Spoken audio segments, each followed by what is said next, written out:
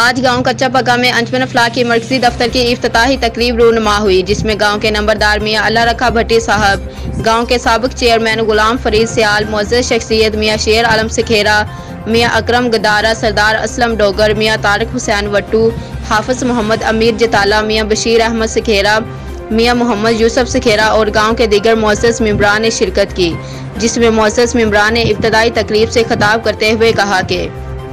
یہ ایک بہت بڑا کام ہے جس سے غریب لوگوں کی فلاح کا کام ان کی مدد کی جائے گی۔ مزید انجمن فلاح کی تنظیم کے صدر محمد عاشق شکیب بھٹی اور دیگر ممبران نے تقریب سے خطاب کرتے ہوئے کہا کہ انجمن فلاح کی تنظیم ایک غیر سیاسی تنظیم ہے جس کا کام غریب اور نادار لوگوں کی محرومیوں کو ختم کرنا ہے، جس میں صرف غریب لوگوں کی فلاح کا کام ہوگا۔ رپورٹ راؤ سعید انجم اکاڑا۔